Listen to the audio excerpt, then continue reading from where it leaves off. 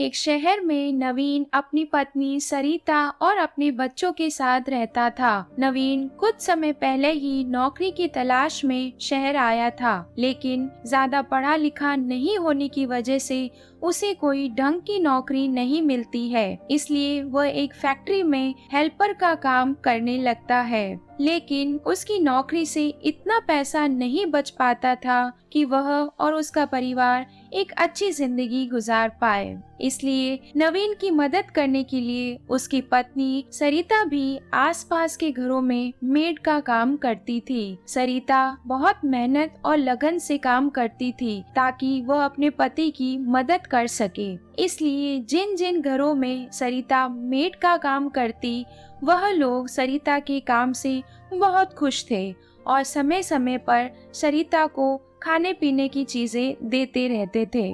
एक दिन सरिता रितु के घर पर काम कर रही थी।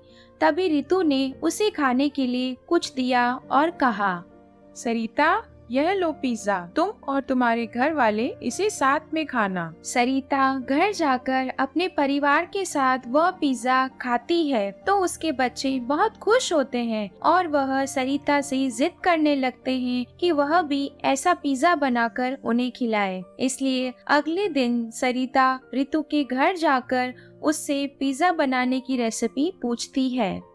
मैडम, कल आपने जो मुझे पिज्जा दिया था, क्या आप मुझे उसको बनाने की रेसिपी बता दोगे?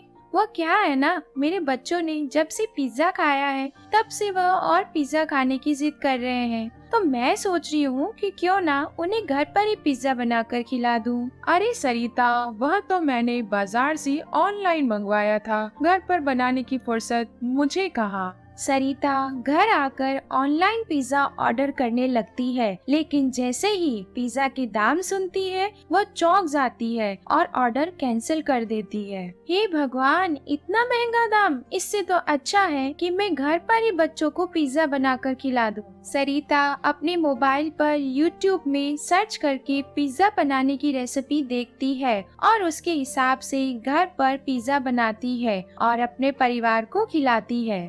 मम्मी, आपने बहुत अच्छा पिज्जा बनाया है, खा के मजा आ गया।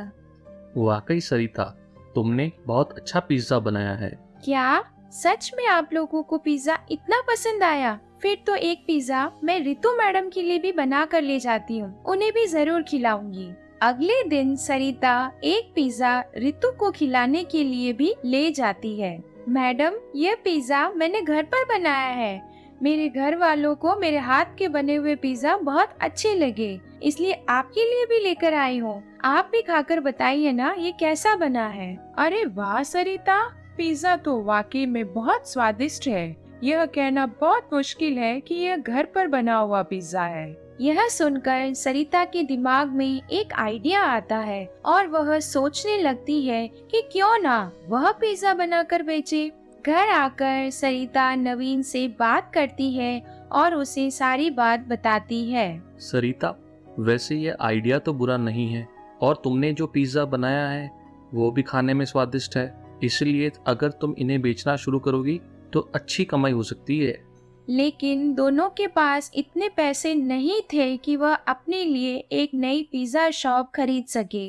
इसलिए दोनों सोचते हैं कि कुछ महीने तक वह एक्स्ट्रा काम करके कुछ पैसे बचाएंगे और उसके बाद एक स्टॉल खरीदकर अपना काम शुरू करेंगे। सरिता कुछ और घरों में काम करना शुरू कर देती है और नवीन भी अपनी फैक्ट्री में ओवर टाइम करना शुरू कर देता है, जिससे वह अधिक पैसा बचा पाए। कुछ समय के बाद सरिता और नवीन कुछ पैसे जोड़कर एक छोटी सी स्टॉल खरीद लेते हैं और घर के पास से ही पिज्जा बेचने का काम शुरू कर देते हैं। सरिता भी जिन जिन घरों में काम करती थी उन लोगों को अपने नए काम के बारे में बताती है, जिससे वह लोग भी सरिता की स्टॉल पर आकर पिज्जा खाने लगते हैं। धीरे धीरे सरिता का काम अच्छा होने लगता है और उसकी स्टॉल चलने लगती है। सरिता और नवीन की आर्थिक स्थिति भी अच्छी हो जाती है और वह लोग आगे चलकर एक पिज्जा शॉप खोल देते हैं। इसलिए हमें जीवन में निरंतर मेहनत करते रहना चाहिए, क्योंकि मेहनत करने वालों की कभी हार नहीं होती।